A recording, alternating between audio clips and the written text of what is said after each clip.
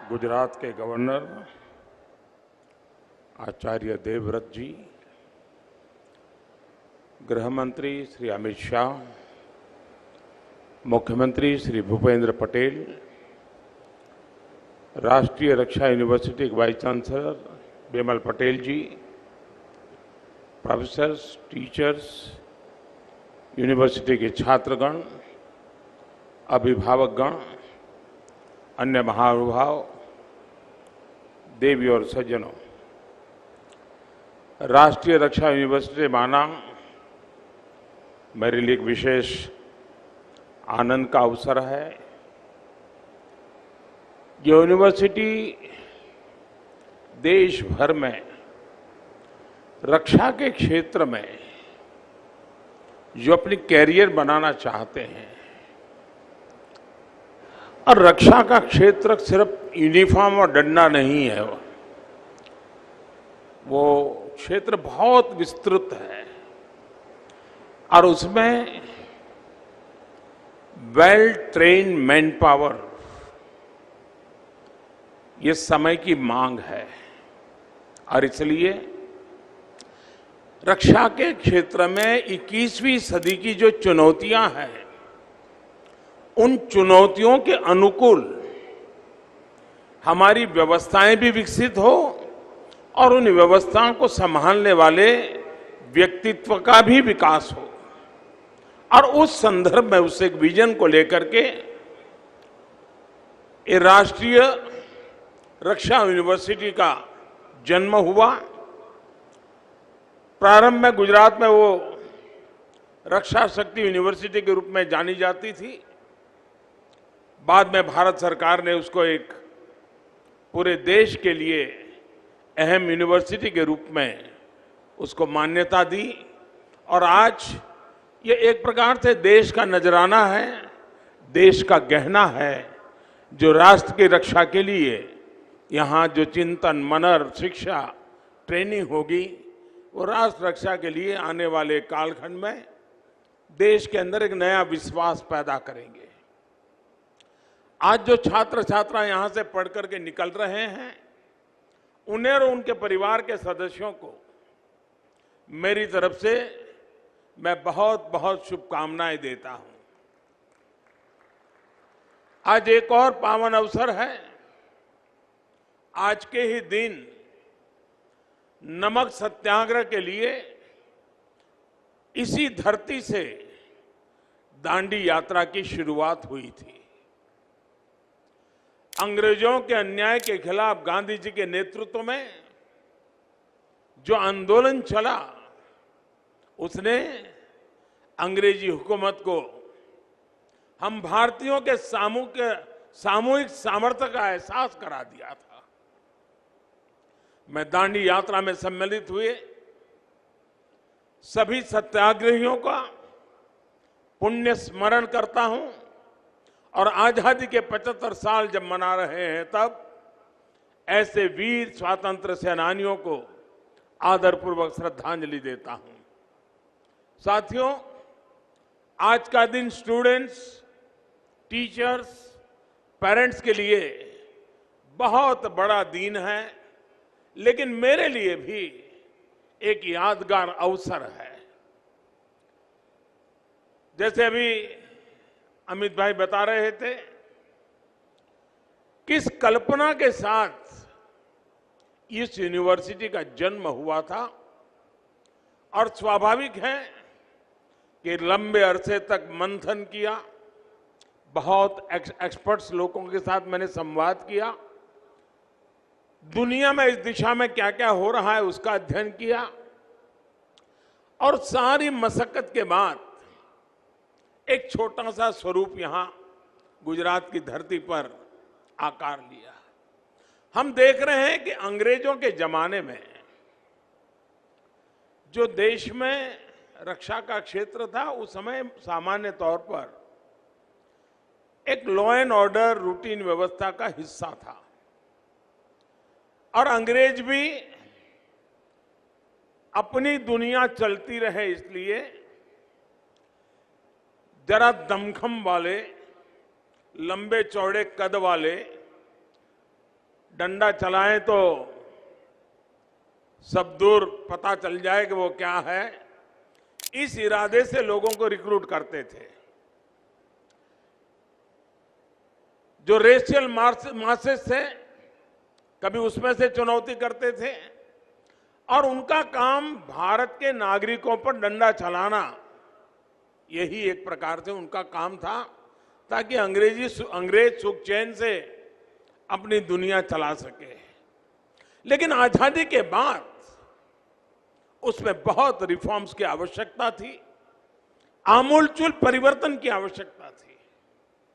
लेकिन दुर्भाग्य से हमारे देश में उस दिशा में जितना काम होना चाहिए, हम बहुत पीछे रह गए और उसके कारण आज भी सामान्य जो परसेप्शन बना हुआ है, वो परसेप्शन खास करके पुलिस के संबंध में, ये परसेप्शन ऐसा बना हुआ है कि भाई उनसे बच के रहो, इनसे जरा दूर रहो। यूनिफॉर्म पे हमारे देश में सेना भी है, लेकिन सेना के लिए परसेप्शन क्या है? कहीं कोई संकट की घड़ी है और दूर से भी सेना दिखाई दे तो उसको लगता है कि अब तो कोई संकट नहीं है, ये लोग आ गए हैं। एक अलग परसेप्शन है और इसलिए भारत में ऐसे मैन पावर को सुरक्षा क्षेत्र में तैयार करके लाना बहुत जरूरी है, जो सामान्य मानवी के मन में एक मित्रता की अनुभूति करे, एक विश्वास की अनुभूति करे। और इसलिए हमारी पूरे ट्रेनिंग मॉड्यूल को बदलने की बहुत आवश्यकता थी। उसी गहन चिंतन में से भारत में पहली बार इस प्रकार का प्रयोग हुआ था, जो आज विस्तार होते होते राष्ट्रीय रक्षा यूनिवर्सिटी के रूप में आपके सामने प्रस्तुत है। कभी कभी लगता था कि रक्षा मतलब यूनिफॉर्म है, पावर है, हाथ में डंडा है, पिस्तौल है। आज वो जमाना चला गया है। आज रक्षा का क्षेत्र उसने अनेक रंग रूप ले लिए हैं, अनेक चुनौतियां पैदा हो गई हैं। पहले के समय कहीं एक जगह पे घटना होती थी तो उसकी खबर गांव के दूसरे कोने में पहुंचते पहुंचते भी घंटे लग जाते थे और दूसरे गांव में पहुंचते पहुंचते तो दिन लग जाते थे और पूरे राज्य में पहुंचते पहुंचते 24 घंटे 48 घंटे लग जाते थे। और उस दरमियान पुलिस बेड़ा अपनी व्यवस्थाएं कर लेता था, चीजों को संभाल पाता था। आज तेज गति से चल फ्रिक्शन ऑफ सेकंड में जब कम्युनिकेशन होता है, चीजें फैल जाती हैं। ऐसे समय किसी एक जगह से व्यवस्थाओं को संभाल करके आगे बढ़ना ये संभव नहीं रहा है। और इसलिए हर इकाई में एक्सपर्टाइज चाहिए, हर इकाई में सामर्थ्य चाहिए, हर इकाई में उस प्रकार के बल चाहिए, तब जाकर के हम स्थितियों को संभाल सकते हैं। और इसलिए संख्या बल से ज्यादा ट्रेन मैन पावर, जो हर चीजों को संभाल सके, जो टेक्नोलॉजी को भी जानता हो, जो टेक्नोलॉजी को भी फॉलो करता हो, जो ह्यूमन साइकी भी जानता हो, जो यंग जनरेशन है उसके साथ डायलॉग करने के तौर तरीके जानता हो। कभी कभी कभार बड़े बड़े आंदोलन होते हैं तो उन लीडर्स के साथ डील करना होता है और नेगोशिएशन की कैपेसिटी चाहिए। अगर ट्रेन मैन पावर सुरक्षा के क्षेत्र में नहीं है तो अपना नेगोशिएशन की कैपेसिटी गंवा देता है और उसके कारण बनी हुई बाजी आखिरी मौके पर कभी कभी बिगड़ जाती है, एक आध शब्द के कारण बिगड़ जाती है। कहने का मेरा तात्पर्य यह है कि लोकतंत्र व्यवस्थाओं के अंदर जनता जनार्दन को सर्वोपरि मानते हुए समाज को द्रोह करने वाले जो एलिमेंट्स होते हैं उनके साथ सख्ताई और समाज के प्रति नरमाई, इस मूल मंत्र को लेकर के हमें एक ऐसा ह्यूमन रिसोर्सेज डेवलप करने होंगे। अब हम देखते हैं दुनिया के कई देशों में पुलिस के संबंध में बहुत अच्छी छवि की खबरें आते रहती हैं। हमारे देश का दुर्भाग्य है, फिल्म बनेगी तो उसमें सबसे भद्दा चित्रण किसी का किया जाता है तो पुलिस वाले का किया जाता है। अखबार अगर भरे पड़े देखें तो उसमें भी भद्दे से भद्दा किसी का चेहरा बना दिया जाता है तो पुलिस वाले का बना दिया जाता है। और उसके कारण समाज में जिस प्रकार की सच्चाई पहुंचनी चाहिए, इन दिनों सोशल मीडिया के कारण हमने कोरोना कालखंड में देखा, यूनिफॉर्म में, पुलिस के यूनिफॉर्म में काम करने वाले लोग, उनकी कई वीडियो बहुत वायरल हुई। कोई पुलिस वाला रात को निकलता है, कोई भूखा है उसको खाना खिला रहा है, किसी के घर में लॉकडाउन के कारण दवाइयां नहीं है तो पुलिस के लोग दो मोटरसाइकिल पे जाकर के उनको दवाई पहुंचाते हैं।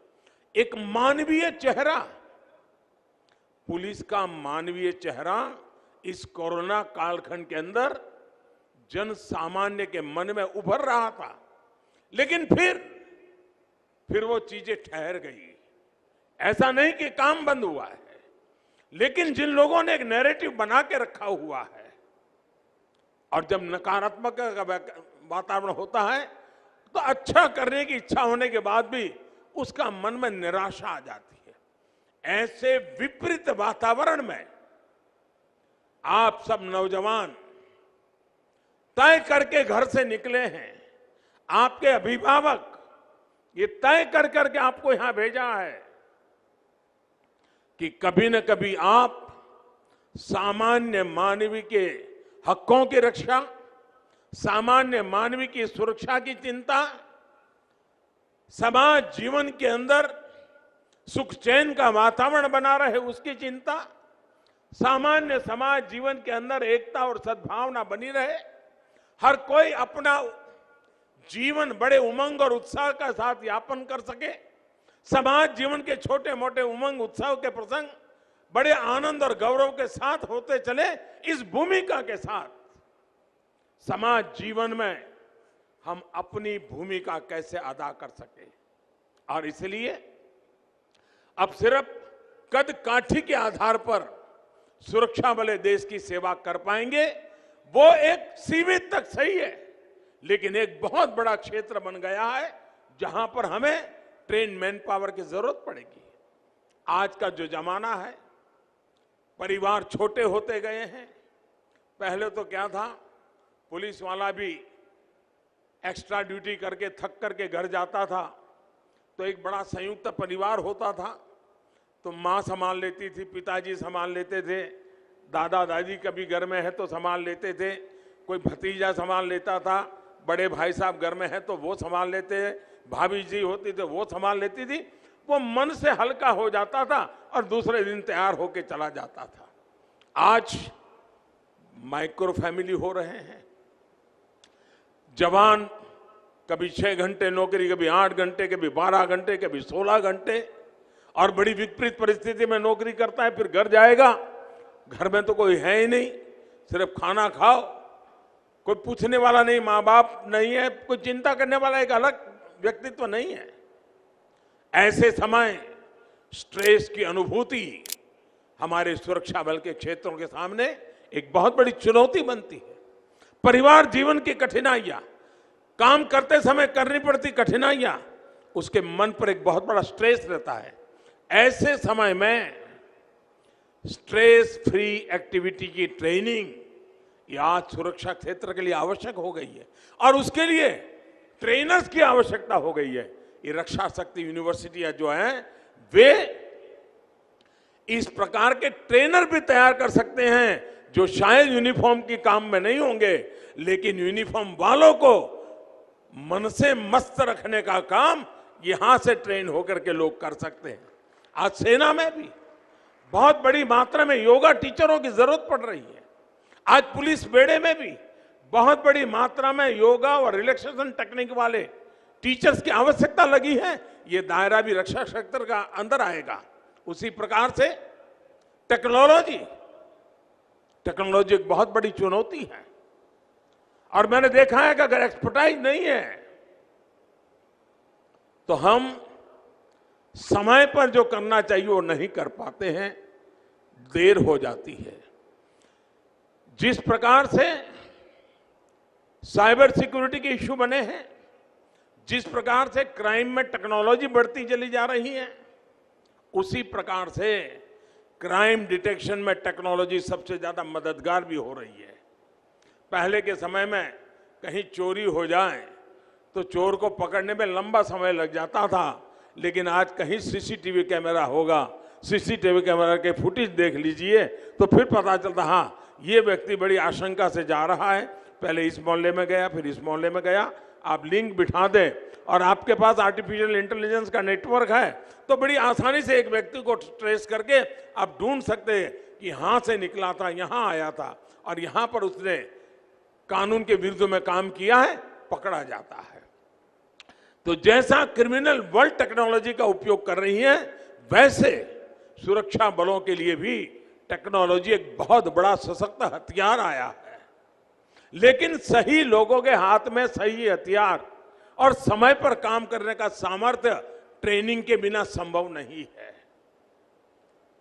और मैं मानता हूं कि दुनिया में बड़ी बड़ी घटनाएं, अगर आप इस क्षेत्र में, आपके शायद यहां केस स्टडी पढ़ाते होंगे तो उसमें आता होगा कि किस प्रकार से टेक्नोलॉजी का उपयोग करते क्राइम किया जाता है और किस प्रकार से टेक्नोलॉजी के उपयोग से क्राइम डिटेक्ट किया जाता है। ये ट्रेनिंग सिर्फ सुबह परेड करना, फिजिकल फिटनेस, इतने से अब रक्षा क्षेत्र का काम नहीं रहा है। कभी कभी तो मैं सोच रहा हूं मेरे दिव्यांग भाई बहन शायद फिजिकली अनफिट होंगे तो भी अगर रक्षा शक्ति यूनिवर्सिटी में ट्रेन हो जाएंगे तो वे भी रक्षा क्षेत्र अंदर शारीरिक अक्षमता के बाद भी ट्रेनिंग के कारण, मानसिकता के कारण बहुत बड़ा योगदान दे सकते हैं। यानी पूरा दायरा बदल चुका है। हमें इस रक्षा यूनिवर्सिटी के माध्यम से उस दायरे के अनुकूल व्यवस्थाओं को कैसे विकसित करें, उस दिशा में जाना चाहिए। और जैसे अभी गृह मंत्री जी ने बताया कि उस समय एक प्रकार से गांधीनगर आज शिक्षा की दृष्टि से एक बहुत बड़ा वाइब्रेंट एरिया बनता जा रहा है। एक ही इलाके में इतनी सारी यूनिवर्सिटीज, और 2 यूनिवर्सिटी हमारे पास ऐसी बनी है इसी धरती पर जो विश्व में सिर्फ पहली यूनिवर्सिटी है।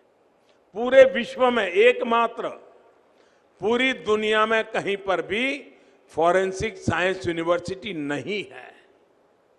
पूरी दुनिया में कहीं पर भी चिल्ड्रन यूनिवर्सिटी नहीं है। गांधीनगर और हिंदुस्तान अकेला ऐसा है कि जिसके पास ये 2 यूनिवर्सिटीज है। और मैं चाहूंगा उसी प्रकार से नेशनल लॉ यूनिवर्सिटी, यानी क्राइम डिटेक्शन से लेकर के जस्टिस तक ये पूरा जो सिलसिला है उसको हमने समेटा हुआ है। और ये समेटा हुआ भी तब काम आएगा, ये तीनों यूनिवर्सिटीज साइलो में काम करेगी।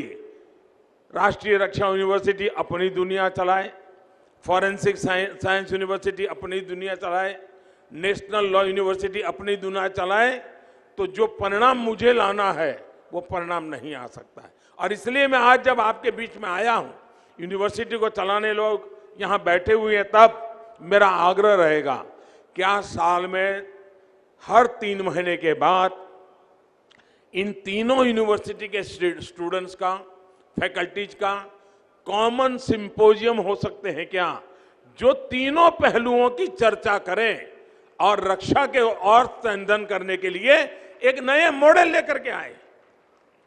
फॉरेंसिक साइंस जस्टिस के लिए कैसे काम आएगा, वो नेशनल लॉ यूनिवर्सिटी के बच्चों को पढ़ना पड़ेगा। क्राइम डिटेक्शन वाले लोगों को देखना होगा किस धारा के अंदर किस कलम को मैं कैसे ले जाऊंगा, मैं साक्ष्य कैसे लेके जाऊंगा, ताकि फॉरेंसिक साइंस यूनिवर्सिटी से मुझे टेक्निकल सपोर्ट मिल जाएगा और नेशनल लॉ यूनिवर्सिटी से मुझे कानूनी सपोर्ट मिल जाएगा और मैं क्रिमिनल को न्याय दिला करके रहूंगा और मैं देश को सुरक्षित कर पाऊंगा। और तब जाकर के जब न्याय तंत्र समय पर न्याय दे पाता है और गुनहगारों को सजा देता है तो गुनहगारों में भय का माहौल बन जाता है।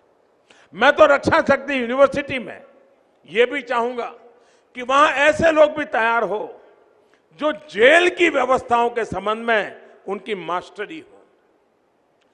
जेल की व्यवस्थाएं आधुनिक कैसी बने, जेल के अंदर जो कैदी है या जो अंडर ट्रायल है उनकी साइकी को अटेंड कर करके काम करने वाले लोग कैसे तैयार हो, वो गुनाह से बाहर कैसे निकले, किस परिस्थितियों में गुनाह करने गया था, इन सारी मनोवैज्ञानिक अध्ययन का काम फॉरेंसिक साइंस यूनिवर्सिटी में भी क्रिमिनल मेंटालिटी का बहुत बड़ा अच्छा अध्ययन होता है।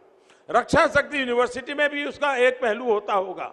मैं समझता हूं क्या हमारे यहां से ऐसे लोग तैयार हो सकते हैं कि जिनकी एक्सपर्टाइज यही हो, जो कैदियों के अंदर पूरे जेल के माहौल को बदलने में काम कर सकते हो, उनकी साइकी को अटेंड कर सकते हो और एक अच्छा मनुष्य बना करके वो जेल से भी बाहर निकले।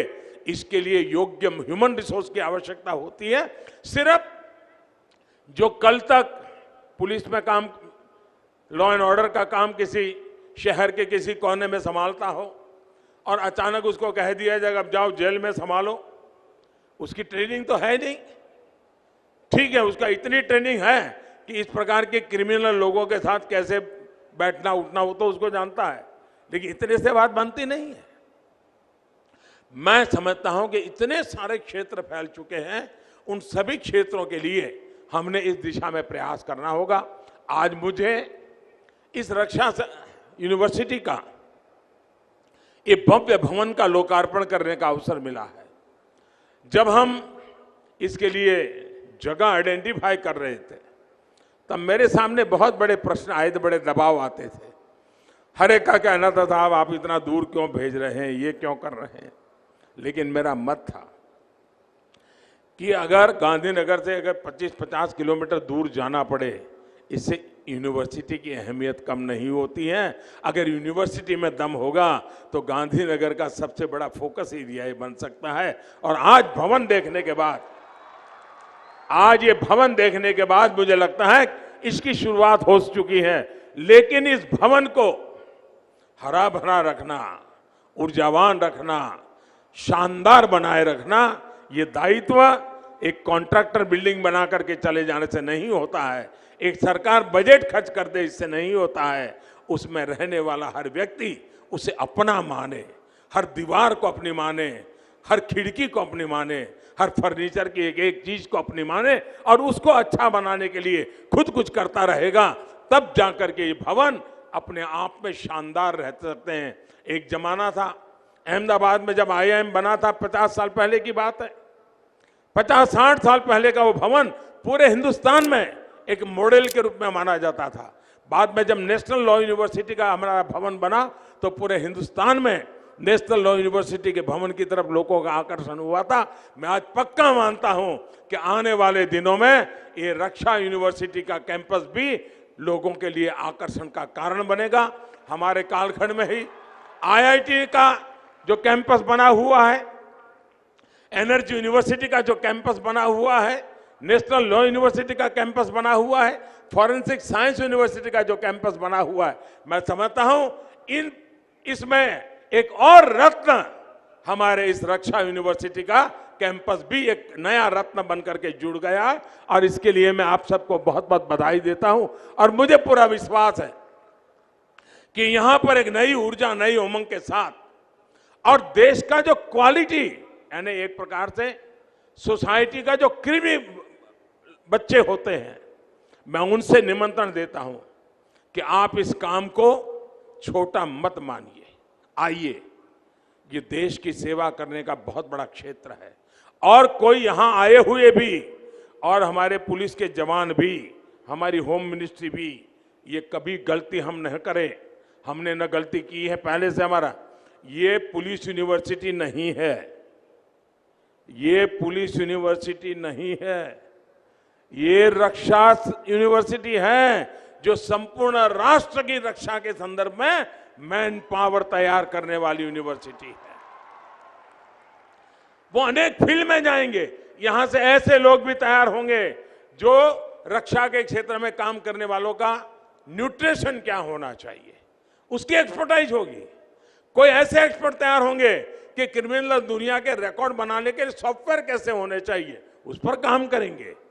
जरूरी नहीं कि उसको यूनिफॉर्म पहनने की नौबत आए, लेकिन वो यूनिफॉर्म की साइकी जानता है, काम कोई भी करता है वो मिलकर के अच्छा परिणाम दे सकते हैं। इस भावना के साथ आज इस यूनिवर्सिटी का हम प्रगति की दिशा में आगे बढ़ रहे हैं।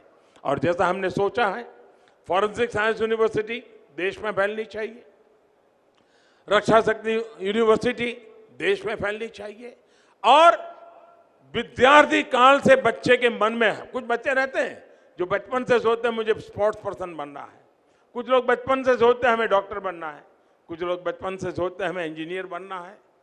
ये एक क्षेत्र है, भले आज एक तबका है जो आज भी नकारात्मक का वातावरण यूनिफॉर्म के प्रति बना हुआ है, लेकिन हम अपने कर्तव्य से, अपने कठोर परिश्रम से और अपने मानवीय मूल्यों की इज्जत करते हुए काम करेंगे तो मुझे पक्का विश्वास है कि जो परसेप्शन बना हुआ है उसको बदल करके सामान्य मानवीय में विश्वास जताने का काम हमारी ये यूनिफॉर्म फोर्स कर सकते हैं। और जब यूनिफॉर्म फोर्स करता हूं तब सरकारी दायरे में काम करने वाले, पट्टा और टोपी लगाने वाले की बात में सिर्फ सीमा नहीं करता हूं।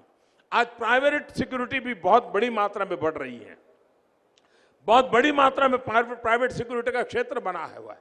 और मैंने देखा है कई स्टार्टअप डेवलप हो रहे हैं जो सिर्फ रक्षा के क्षेत्र में काम कर रहे हैं। आपकी ये ट्रेनिंग ऐसे नए नए स्टार्टअप की दुनिया में आने के लिए भी आपको निमंत्रण देती है। मुझे विश्वास है कि आप जैसे साथी, मेरे नौजवान साथी, देश की रक्षा को प्राथमिकता देते हुए जब आगे आ रहे हैं, तब एक और बड़ा क्षेत्र है जिसको हमने समझना होगा। जैसे मैंने शुरू में कहा कि नेगोशिएशंस की एक आर्ट होती है, जब ट्रेनिंग होती है तब जाकर के अच्छे नेगोशिएटर बनते हैं, और जब नेगोशिएटर बनते हैं तो ग्लोबल लेवल पे काम आते हैं। धीरे धीरे आप प्रगति कर करके ग्लोबल लेवल के नेगोशिएटर बन सकते हैं, और मैं मानता हूं ये भी समाज जीवन के अंदर बहुत बड़ी आवश्यकता है।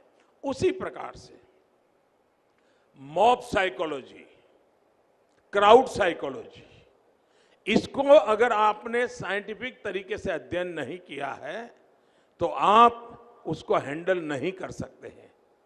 रक्षा यूनिवर्सिटी के माध्यम से हम उस प्रकार के लोगों को तैयार करना चाहते हैं कि जो इस प्रकार के कब हालात में भी चीजों को संभालने का सामर्थ्य रखे। हमें देश की रक्षा के लिए डेडिकेटेड वर्कफोर्स हर स्तर पर तैयार करना होगा। मुझे आशा है कि हम सब मिलकर के उस दिशा में प्रयास करेंगे।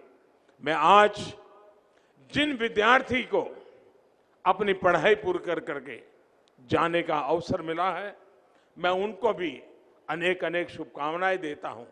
लेकिन मैं उनको कहना चाहूंगा, हो सकता है आते समय आपके मन में विचार आया हो कि यार एक बार यूनिफॉर्म पहन लिया ना फिर तो सारी दुनिया मुट्ठी में है। ये गलती मत करना दोस्तों। ये यूनिफॉर्म की इज्जत बढ़ाने वाला काम नहीं होता है। यूनिफॉर्म की इज्जत बढ़ती है, उसके भीतर मानवता जिंदा होती है। यूनिफॉर्म की हिम्मत बढ़ती है जब उसके अंदर करुणा का भाव होता है। यूनिफॉर्म की कीमत तब बढ़ती है जब माताओं, बहनों, दलित, पीड़ित, शोषित, वंचित के लिए कुछ कर गुजरने की आकांक्षाएं भीतर जगती है, तब जाकर के यूनिफॉर्म की ताकत बढ़ती है। और इसलिए मेरे साथियों, आपके जीवन में यूनिफॉर्म तो आने ही वाला है, किसी न किसी रूप में आने वाला है, क्योंकि आप इस क्षेत्र से जा रहे हैं। तब मानवता के उन मूल्यों को जीवन में सर्वोपरि मान करके हमें जाना है। हमें मन में संकल्प लेकर के जाना है कि समाज जीवन में इस फोर्सेस के प्रति जो भाव बना हुआ है, उस अभाव को प्रभाव रहते हुए भी अपनेपन के भाव से मुझे जोड़ना है। और इसलिए मैं चाहता हूं यूनिफॉर्म का प्रभाव बना रहना चाहिए, लेकिन उसमें मानवता का भाव कतई नहीं होना चाहिए। इस भाव को लेकर के मेरी सारी नौजवान पीढ़ी आगे बढ़ेगी तो बहुत बड़ा परिणाम मिलेगा। मेरे लिए खुशी की बात है, जब अभी मैं यहां सम्मानित कर रहा था कुछ विद्यार्थियों को, मैंने गिना नहीं, लेकिन मेरी ये प्राथमिक इंप्रेशन ये है कि शायद बेटियों की संख्या ज्यादा थी। इसका मतलब ये हुआ, जैसे रक्षा क्षेत्र में आज हमारी बेटियां इन दिनों पूरे देश में पुलिस बेड़े में बहुत बड़ी तादाद में हमारी यहां बेटियों का स्थान बना हुआ है। बहुत बड़ी मात्रा में बेटियां हमारी आ रही है। इतना ही नहीं, सेना में बहुत बड़े पदों पर आज हमारी बेटियां आगे बढ़ रही हैं। उसी प्रकार से एनसीसी, मैंने देखा है कि एनसीसी के कैडेट में भी बहुत बड़ी मात्रा में बेटियां आ रही हैं। आज भारत सरकार ने एनसीसी का भी व्याप बहुत बढ़ा दिया है, अनेक गुना बढ़ा दिया है। और सीमावर्ती जो स्कूल्स हैं, कभी कभी आप भी एक एनसीसी के रूप में भी स्कूलों में भी धीरे धीरे डेवलप हो सकते हैं। आप स्कूलों के एनसीसी को भी संभालने में बहुत बड़ा योगदान दे सकते हैं। उसी प्रकार से जो सैनिक स्कूल है, उन सैनिक स्कूलों में भी बेटियों के प्रवेश का एक बहुत बड़ा निर्णय भारत सरकार ने किया है। तो हमारी जो बेटियों की शक्ति है, और हमने देखा है जीवन का कोई क्षेत्र ऐसा नहीं है जिसके अंदर प्रभावी भूमिका हमारी बेटियां न करती हो। चाहे ओलंपिक में विक्ट्री प्राप्त करने आना हो तो उसमें भी मेरी बेटियां ज्यादा है, साइंस के क्षेत्र में देखो तो हमारी बेटियां ज्यादा है, उसी प्रकार से शिक्षा के क्षेत्र में देखो हमारी बेटियां ज्यादा है, सुरक्षा के क्षेत्र में भी जब हमारी बेटियों का प्रभुत्व भी उतना ही भागीदारी वाली होगा, मुझे पूरा विश्वास है कि मेरे देश की माताओं बहनों को सुरक्षा का एहसास होगा। और इस भाव को लेकर के, उस भूमिका को लेकर के आप सब आगे आए। एक बहुत बड़ा इनिशिएटिव जब हमने लिया है, उस इनिशिएटिव को सफल बनाने का काम पहली बैच का ज्यादा होता है। एक यूनिवर्सिटी कितना बड़ा परिवर्तन ला सकती है, एक ह्यूमन रिसोर्स डेवलपमेंट की इंस्टीट्यूट कितना बड़ा परिवर्तन ला सकती है।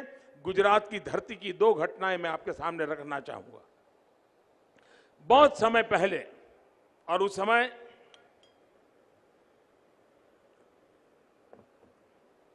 गुजरात में सरकार का रोल नहीं था, लेकिन यहाँ के जो महाजन लोग थे, अहमदाबाद के समाज के जो श्रेष्ठी लोग थे, व्यापारी लोग थे, उन्होंने मिलकर के तय किया कि गुजरात में एक फार्मेसी का कॉलेज होना चाहिए।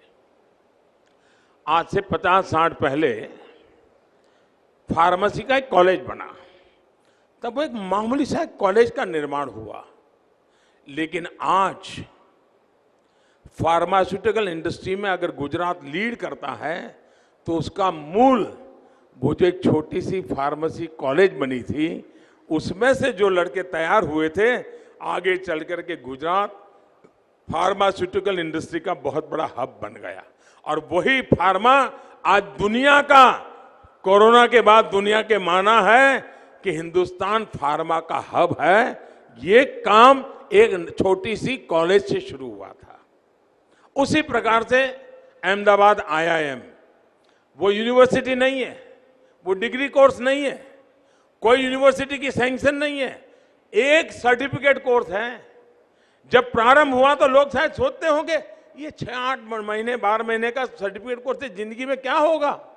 लेकिन IIM ने एक ऐसी प्रतिष्ठा बनाई, आज जितने दुनिया में बड़े बड़े CEOs हैं, कोई न कोई IIM से गुजरा हुआ है। दोस्तों, एक यूनिवर्सिटी क्या कर सकती है, मैं वो सपना इस रक्षा यूनिवर्सिटी में देख रहा हूं, जो हिंदुस्तान के पूरे रक्षा के क्षेत्र के चित्र को बदल देगा, रक्षा की सोच को बदल देगा, और रक्षा के अंदर आने वाले हमारी युवा पीढ़ी के लिए नए परिणाम ला करके रहेगा। इस पूरे विश्वास के साथ पहली पीढ़ी का जिम्मेदारी ज्यादा होती है, फर्स्ट कॉन्वोकेशन वालों की जिम्मेदारी और अधिक बन जाती है।